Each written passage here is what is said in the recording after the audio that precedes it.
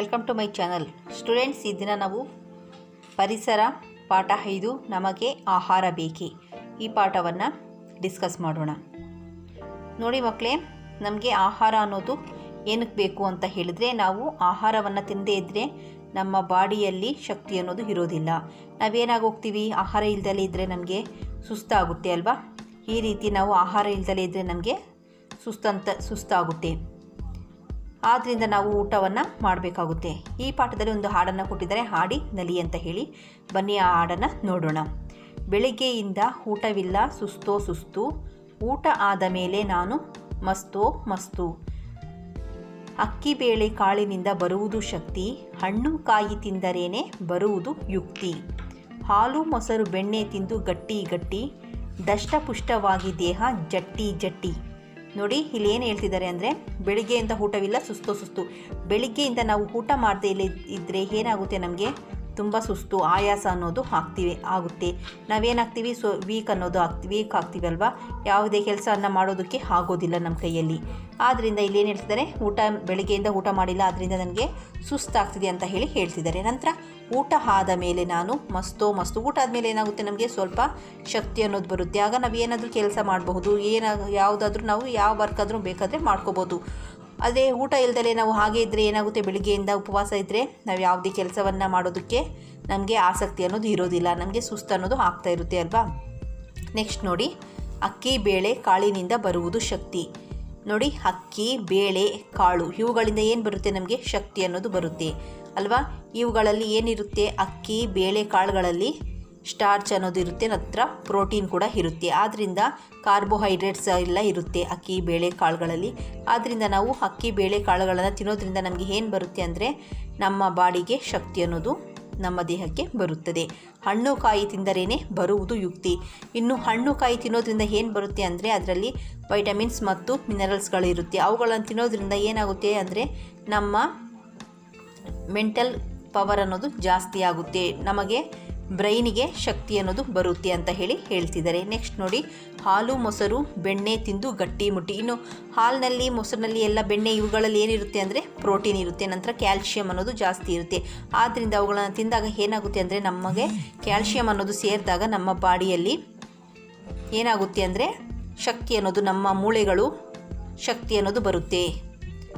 ಆದ್ದರಿಂದ ನಾವು ಕ್ಯಾಲ್ಶಿಯಮನ್ನು ತಿನ್ನಬೇಕು. ಈ ಕ್ಯಾಲ್ಶಿಯಂ ಯಾವುದರಲ್ಲಿ ಇರುತ್ತೆ ಅಂದರೆ, ಹಾಲು ಮೊಸರು ಬೆಣ್ಣೆ ಇವುಗಳಲ್ಲಿ ಹೆಚ್ಚಿನ ಪ್ರಮಾಣದಲ್ಲಿ ಇರುತ್ತೆ. ದಷ್ಟಪುಷ್ಟವಾಗಿ ದೇಹ ಜಟ್ಟಿ ಜಟ್ಟಿ. ಆಗ ನಾವು ಇವುಗಳನ್ನೆಲ್ಲ ತಿನ್ನೋದ್ರಿಂದ ಏನಾಗುತ್ತೆ, ನಮ್ಮ ದೇಹ ಅನ್ನೋದು ದಷ್ಟವಾಗಿ ಪುಷ್ಟವಾಗಿ ಬೆಳೆದು ನಾವು ಜಟ್ಟಿಗಳ ಹಾಗೆ ಅಂದರೆ ಫೈಲ್ವಾನ್ಸ್ಗಳ ಹಾಗೆ ಶಕ್ತಿಶಾಲಿಗಳಾಗ್ತೀವಿ ಅಂತ ಈ ಹಾಡಿನಲ್ಲಿ ಹೇಳ್ತಿದ್ದಾರೆ. ನಂತರ ನೋಡಿ, ಇನ್ನೊಂದು ಹಾಡು ಹೇಳಿದೆ, ಬೇಕೇ ಬೇಕು ಆಹಾರ ದೇಹವು ಬೆಳೆಯಲು ಆಕಾರ, ಚಂದದ ಮನಸ್ಸು ಸುಂದರ ದೇಹ ನೆಮ್ಮದಿ ಬದುಕಿನ ಆಧಾರ. ನೋಡಿ, ನಾವು ಆಹಾರವನ್ನು ತಿಂದೇ ಇದ್ದರೆ ನಮ್ಮ ದೇಹ ಅನ್ನೋದು ಬೆಳೆಯೋದಿಲ್ಲ, ನಮ್ಮ ಮನಸ್ಸು ಕೂಡ ಸುಂದರವಾಗಿರೋಲ್ಲ, ಅದೇ ರೀತಿ ನಮ್ಮ ದೇಹ ಅನ್ನೋದು ಕೂಡ ಸುಂದರವಾಗಿರೋಲ್ಲ. ನಾವು ಆಹಾರ ಅನ್ನೋದನ್ನು ನಾವು ಚೆನ್ನಾಗಿ ತಿನ್ನೋದ್ರಿಂದನೇ, ನಾವು ತಿನ್ನೋದು ಅಂತ ಹೇಳಿದ್ರೆ ಹೊಟ್ಟೆ ತುಂಬ ತಿನ್ನೋದಲ್ಲ, ನಾವು ತಿನ್ನುವಂಥ ಆಹಾರದಲ್ಲಿ ಸಮತೋಲನ ಆಹಾರ ಅಂದರೆ, ನಾವು ತಿನ್ನುವಂಥ ಪ್ರತಿಯೊಂದು ಆಹಾರದಲ್ಲೂ ಕೂಡ ನಮ್ಮ ಬಾಡಿಗೆ ಬೇಕಾದಂಥ ವೈಟಮಿನ್ಗಳು, ಪ್ರೋಟೀನ್ಗಳು, ವಿಟಮಿನ್ಗಳು, ಇವೆಲ್ಲ ಕಾರ್ಬೋಹೈಡ್ರೇಟ್ಗಳು ಇವೆಲ್ಲ ಇದ್ರೇ ನಾವು ತಿನ್ನುವಂಥ ಆಹಾರದಿಂದ ನಮ್ಮ ದೇಹ ಸುಂದರವಾಗೋದು, ನಂತರ ನಮ್ಮ ದೇಹ ಅನ್ನೋದು ಬೆಳೆಯೋದು. ಆದ್ದರಿಂದ ಈ ಆಹಾರವನ್ನು ತಿನ್ನೋದ್ರಿಂದ ಏನೇನಾಗುತ್ತೆ ಅಂತ ಹೇಳಿದ್ರೆ, ನಮ್ಮ ದೇಹ ಬೆಳೆಯುತ್ತೆ, ನಮ್ಮ ಮನಸ್ಸು ಚೆಂದವಾಗುತ್ತೆ, ಅನಂತರ ಸುಂದರವಾಗಿ ಕೂಡ ನಾವು ಕಾಣ್ತೀವಿ ಅಂತ ಈ ಪಾಠದಲ್ಲಿ ಹೇಳ್ತಿದ್ದಾರೆ ಈ ಹಾಡಿನಲ್ಲಿ. ನಂತರ ನೋಡಿ, ಇಲ್ಲಿ ಕೆಲವು ಚಿತ್ರಗಳನ್ನು ಕೊಟ್ಟಿದ್ದಾರೆ. ಇದು ಯಾವ ಯಾವ ಆಹಾರ ಅಂತ ನೀವು ಹೇಳಬೇಕಾಗುತ್ತೆ. ನೋಡಿ, ಮೊದಲಿಗೆ ಯಾವ್ದು ಕೊಟ್ಟಿದ್ದಾರೆ, ಮೊದಲಿಗೆ ಚಪಾತಿಯನ್ನು ಯಾವುದರಿಂದ ಮಾಡ್ತಾರೆ, ಗೋಧಿಯಿಂದ ಮಾಡ್ತಾರೆ ಅಲ್ವಾ. ನಂತರ ನೋಡಿ ಏನಿದೆ, ಮುದ್ದೆಯನ್ನು ರಾಗಿಯಿಂದ ಮಾಡ್ತಾರೆ. ಇವನ್ನ ತಿನ್ನೋದ್ರಿಂದ ಏನಾಗುತ್ತೆ ಅಂತ ಹೇಳಿದ್ರೆ, ನಮ್ಮ ದೇಹಕ್ಕೆ ಶಕ್ತಿ ಅನ್ನೋದು ಬರುತ್ತೆ. ಇವುಗಳಲ್ಲಿ ಕಾರ್ಬೋಹೈಡ್ರೇಟ್, ಗೋಧಿ ಮತ್ತು ರಾಗಿಗಳಲ್ಲಿ ಕಾರ್ಬೋಹೈಡ್ರೇಟ್ಗಳು ಜಾಸ್ತಿ ಪ್ರಮಾಣದಲ್ಲಿ ಇರುತ್ತೆ. ನಂತರ ನೋಡಿ, ಹಾಲಿನಿಂದ ಏನು ಬರುತ್ತೆ ಅಂತ ಹೇಳ್ಕೊಂಡಿದ್ದೀವಿ ನಾವು. ಹಾಲಿನಲ್ಲಿ ಕ್ಯಾಲ್ಶಿಯಂ ಅಂಶ ಅನ್ನೋದು ಜಾಸ್ತಿ ಇರುತ್ತೆ ಅಲ್ವಾ, ಅದು ನಮ್ಮ ಮೂಳೆಗಳ ಬೆಳವಣಿಗೆಗೆ ಸಹಕಾರಿಯಾಗುತ್ತೆ. ಅದೇ ರೀತಿ ಮೊಟ್ಟೆ, ಇಲ್ಲಿ ನೋಡಿ ಮೊಟ್ಟೆಯನ್ನು ಕೊಟ್ಟಿದ್ದಾರೆ. ಈ ಮೊಟ್ಟೆಯಿಂದ ಕೂಡ ಅಷ್ಟೇ ನಮ್ಮ ದೇಹದಲ್ಲಿ ಏನಾಗುತ್ತೆ, ನಮ್ಮ ದೇಹದ ಬೆಳವಣಿಗೆಗೆ ಇದು ತುಂಬ ಪ್ರೋಟೀನ್ ಅನ್ನೋದು ತುಂಬ ಅವಶ್ಯಕತೆ ಇದೆ. ಆದ್ದರಿಂದ ಈ ಮೊಟ್ಟೆಯಲ್ಲೂ ಕೂಡ ಆಹಾರದ ಪ್ರೋಟೀನ್ನ ಅಂಶ ಅನ್ನೋದು ಜಾಸ್ತಿ ಇರುತ್ತೆ. ನೆಕ್ಸ್ಟ್ ಒನ್ ಯಾವುದಿದೆ ನೋಡಿ, ನೆಕ್ಸ್ಟ್ ಆ್ಯಪಲ್ ಇದೆ. ಆ್ಯಪಲ್ ಅಂತ ಹೇಳಿದ್ರೆ ಸೇಬಲ್ವಾ. ಈ ಸೇಬನ್ನು ತಿನ್ನೋದ್ರಿಂದ ಏನು ಅಂತ ನಾವು ಈಗಾಗಲೇ ಹೇಳ್ಕೊಂಡಿದ್ವಿ. ಒಂದು ಸೇಬನ್ನು ತಿಂದರೆ ನಾವು ಡಾಕ್ಟರ್ನ ನಾವು ದೂರ ಇಡ್ಬೋದು ಅಂತ ಹೇಳಿದರೆ ನಮಗೆ ಯಾವುದೇ ರೀತಿಯ ರೋಗಗಳು ಅನ್ನೋದು ಬರೋದಿಲ್ಲ ಅಂತ ಹೇಳಿ. ಇದರಲ್ಲಿ ಏನಿರುತ್ತೆ, ಆ್ಯಪಲಲ್ಲಿ ನಮ್ಮ ದೇಹಕ್ಕೆ ಬೇಕಾಗಿರುವಂತಹ ವೈಟಮಿನ್ಗಳು ಮತ್ತು ಮಿನರಲ್ಸ್ಗಳನ್ನೋದು ಇರುತ್ತೆ. ನಂತರ ನೋಡಿ ಏನಿದೆ, ಇಲ್ಲಿ ಚಿಕನ್ ಕೊಟ್ಟಿದ್ದಾರೆ. ಇದರಲ್ಲೂ ಅಷ್ಟೇ ತುಂಬ ಪ್ರೋಟೀನ್ ಅಂಶ ಅನ್ನೋದು ತುಂಬ ಜಾಸ್ತಿ ಪ್ರಮಾಣದಲ್ಲಿ ಇರುತ್ತೆ. ನಂತರ ನೋಡಿ ತರಕಾರಿಗಳು. ಈ ತರಕಾರಿಗಳಲ್ಲಿ ಏನಿರುತ್ತೆ, ತರಕಾರಿಗಳಲ್ಲಿ ಫೈಬರ್ಸ್ ಕಂಟೆಂಟ್ಗಳು ಜಾಸ್ತಿ ಇರುತ್ತೆ. ನಂತರ ಫ್ರೂಟ್ಸು. ಈ ಫ್ರೂಟಿನಲ್ಲಿ ಈ ಯೆಲ್ಲೋ ಕಲರ್ ಫ್ರೂಟ್ ಇದೆಯಲ್ಲ, ಯೆಲ್ಲೋ ಕಲರ್ ಫ್ರೂಟ್ಗಳಲ್ಲಿ ಹೆಚ್ಚಿನ ಪ್ರಮಾಣದ ಈ ಬಾಳೆಹಣ್ಣಿನಲ್ಲಿ ಪೊಟ್ಯಾಷಿಯಮ್ ಅನ್ನೋದು ಇರುತ್ತೆ. ಆದರೆ ಬೇರೆ ರೀತಿಯ ಯೆಲ್ಲೋ ಕಲರ್ ಫ್ರೂಟ್ಗಳಿರುತ್ತಲ್ಲ ಅದರಲ್ಲಿ ಸಿಟ್ರಿಕ್ ಆ್ಯಸಿಡ್ ಅನ್ನೋದು ಕೂಡ ಇರುತ್ತೆ. ನಿಂಬೆ ಹಣ್ಣು ಇರ್ಬೋದು, ಕಿತ್ತಳೆ ಹಣ್ಣು ಇರ್ಬೋದು, ಅವುಗಳಲ್ಲಿ. ಈ ಬಾಳೆಹಣ್ಣಿನಲ್ಲಿ ಸಲ್ಫರ್ ಅನ್ನೋದು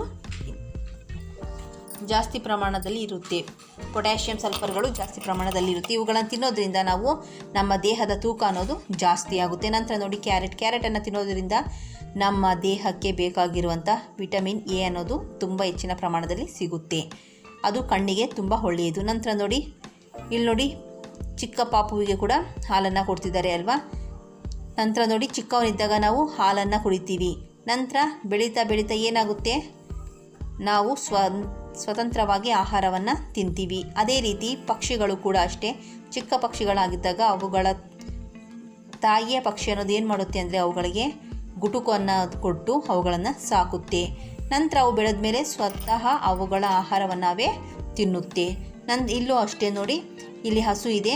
ಹಸು ಏನು ಮಾಡುತ್ತೆ ಅಂತ ಹೇಳಿದರೆ ಹುಲ್ಲನ್ನು ತಿಂತಿದೆ, ಅದು ಅದರ ಆಹಾರವಾಗಿದೆ. ಅದೇ ರೀತಿ ಇಲ್ಲಿ ಕುರಿಯನ್ನು ಕೊಟ್ಟಿದ್ದಾರೆ, ಮೇಕೆಯನ್ನು ಕೊಟ್ಟಿದ್ದಾರೆ, ಅದರ ಆಹಾರ ಕೂಡ ಅದು ತನ್ನ ಸ್ವಂತ ಆಹಾರವನ್ನು ತಿಂತಾ ಇದೆ. ಈ ರೀತಿ ಪ್ರತಿಯೊಂದು ಮನುಷ್ಯರು ಮಾತ್ರ ಅಲ್ಲ, ಪ್ರಾಣಿಗಳು ಪಕ್ಷಿಗಳು ಕೂಡ ಶಕ್ತಿಯಾಗಿ ಇರಬೇಕು, ಆರೋಗ್ಯವಾಗಿ ಇರಬೇಕು ಅಂತ ಹೇಳಿದರೆ ಆಹಾರವನ್ನು ಸೇವಿಸಲೇಬೇಕಾಗುತ್ತದೆ ಅಲ್ವಾ. ನೆಕ್ಸ್ಟ್ ನೋಡೋಣ. ನೋಡಿ, ದೇಹದ ಬೆಳವಣಿಗೆಗೆ ಆಹಾರ ಬೇಕು. ನೋಡಿ, ನಾವು ಫಸ್ಟು ಚಿಕ್ಕವರಿದ್ದಾಗ ಯಾವ ರೀತಿ ಇರ್ತೀವಿ, ನಮ್ಮ ದೇಹ ಅನ್ನೋದು ಬೆಳವಣಿಗೆ ಆಗಬೇಕು, ನಾವು ಎತ್ತರವಾಗಿ ಬೆಳಿಬೇಕು, ಗಟ್ಟಿಮುಟ್ಟಾಗಿ ಬೆಳಿಬೇಕು ಅಂತ ಹೇಳಿದರೆ ನಮ್ಮ ದೇಹ ಅನ್ನೋದು ಬೆಳಿಬೇಕಾದ್ರೆ ನಮಗೆ ಆಹಾರ ಅನ್ನೋದು ಬೇಕೇ ಬೇಕು ಅಂತ ಹೇಳಿ ಹೇಳ್ತಿದ್ದಾರೆ. ಮೊದಲು ನಾವು ಹುಟ್ಟಿದಾಗ ಹೇಗಿರ್ತೀವಿ, ಈ ರೀತಿ ಇಲ್ಲಿ ಕೊಟ್ಟಿದ್ದಾರೆ ನೋಡಿ ಚಿತ್ರದಲ್ಲಿ, ಈ ರೀತಿ ಚಿಕ್ಕವರಾಗಿರ್ತೀವಿ. ಆನಂತರ ಇನ್ನೂ ಸ್ವಲ್ಪ ದೊಡ್ಡವರು, ಆನಂತರ ಇನ್ನೂ ಸ್ವಲ್ಪ ದೊಡ್ಡವರಾಗಿ ಬೆಳಿತೀವಿ. ಅದೇ ರೀತಿ ಪಕ್ಷಿಗಳು ಕೂಡ ಅಷ್ಟೇ. ಹುಟ್ಟಿದಾಗ ಅವು ಚಿಕ್ಕದಾಗಿರುತ್ತೆ, ನಂತರ ಅವು ಸ್ವಲ್ಪವೇ ಬೆಳೆದು ದೊಡ್ಡವಾಗುತ್ತೆ. ಇವುಗಳೆಲ್ಲ ಯಾವ ರೀತಿ ಆಗುತ್ತೆ ಅಂತ ಹೇಳಿದರೆ ನಾವು ತಿನ್ನುವಂಥ ಆಹಾರ, ನಾವು ಸೇವಿಸುವಂಥ ಆಹಾರದಿಂದ ನಮ್ಮ ದೇಹ ಅನ್ನೋದು ಬೆಳವಣಿಗೆ ಅನ್ನೋದು ಆಗುತ್ತೆ. ನಂತರ ಇಲ್ಲಿ ನೋಡಿ, ಕೆಲಸ ಮಾಡಲು ಬೇಕಾಗುವ ಶಕ್ತಿ ಆಹಾರದಿಂದ ಬರುತ್ತದೆ. ಈ ಆಹಾರ ಅನ್ನೋದನ್ನು ಹೇಗೆ ಬೆಳೀತಾರೆ ಅಂತ ಹೇಳಿದ್ರೆ, ಈ ಆಹಾರವನ್ನು ರೈತರು ಹೊಲ ಗದ್ದೆಗಳಲ್ಲಿ ಬೆಳೀತಾರೆ. ಇದರಿಂದ ನಾವು ಆಹಾರವನ್ನು ಸೇವನೆ ಅನ್ನೋದು ಮಾಡಬಹುದು. ಈ ಹೊಲ ಗದ್ದೆಗಳಲ್ಲಿ ಯಾವುದನ್ನು ಬೆಳೀತಾರೆ ಅಂದರೆ, ನಾವು ಮಾಮೂಲಿಯಾಗಿ ನಮಗೆಲ್ಲ ಚೆನ್ನಾಗಿ ಗೊತ್ತಿದೆ, ಅಕ್ಕಿಯನ್ನು ಅಲ್ವಾ ನಾವು ಅನ್ನ ಮಾಡ್ಕೊಂಡು ತಿಂತೀವಿ. ಭತ್ತವನ್ನು ಬೆಳೀತಾರೆ, ಅದು ಅಕ್ಕಿಯಾಗಿ ಬರುತ್ತೆ. ನಂತರ ಅದರಿಂದ ನಾವು ಅನ್ನವನ್ನು ತಿಂತೀವಿ. ನಂತರ ನೋಡಿ ರಾಗಿ, ಇನ್ನು ಗೋಧಿ, ಭತ್ತ ಇವುಗಳನ್ನೆಲ್ಲ ಅವರು ಬೆಳೆಯೋದ್ರಿಂದಲೇ ನಾವು ಆಹಾರವನ್ನು ಸೇವನೆ ಮಾಡೋದಕ್ಕೆ ಆಗುತ್ತೆ. ಆಯಿತಾ ಮಕ್ಕಳೇ? ಆದ್ದರಿಂದ ನಮಗೇನು ಬೇಕು, ನಮಗೆ ಆಹಾರ ಅನ್ನೋದು ಬೇಕೇ ಬೇಕು. ಓಕೆ, ನಾವು ನೆಕ್ಸ್ಟ್ ತರಗತಿಯಲ್ಲಿ ಪಾಠ 6 ನನ್ನ ಮನೆಯನ್ನು ಕಲಿಯೋಣ. Okay children's, take care. ನಿಮ್ಗೆ ಯಾವುದಾದ್ರೂ ಅರ್ಥ ಆಗದಲ್ಲೇ ಇದ್ದರೆ ನನಗೆ ಕಾಮೆಂಟ್ ಸೆಕ್ಷನಲ್ಲಿ ತಿಳಿಸಿದ್ರೆ ನಾನು ನಿಮಗೆ ನಿಮ್ಮ ಡೌಟನ್ನು ಕ್ಲಿಯರ್ ಮಾಡ್ತೀನಿ. ಟೇಕ್ ಕೇರ್ ಮಕ್ಕಳೇ.